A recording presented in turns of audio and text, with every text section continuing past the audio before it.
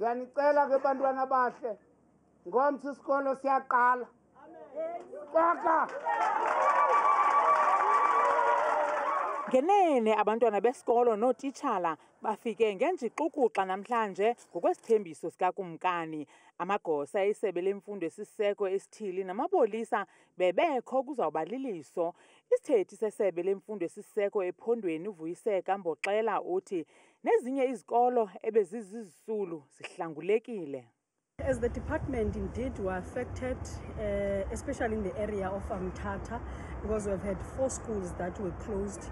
But we are taking comfort and counsel from the fact that today the schools are resuming, and indeed from the information that we're getting from principals, schools are resuming. Ukumkani ke uthumele izigidimi eziphuma kwiofisi yobukumkani ukuba zityelele izikolo ezichaphazelekileyo.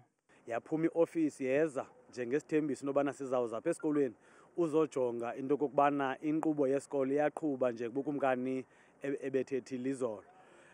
Kwezinye izikolo ezizithathu esinye sinethawa njengesi, esinye kwenziwe iproject yamanzi apho kuxhonywa itanki, apho ke ngoku ezikrelemnqa ezi ziye zadimanda into yobana before kuqhubela project mawuqale kubhatalwe kuzo.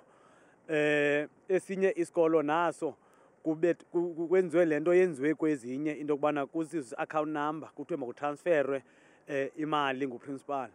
Noluntu luzimisele ukutsala ngaxhadi linye namapolisa ukusiphula neengcambu ulwaphulo-mthetho olucwangcisiweyo.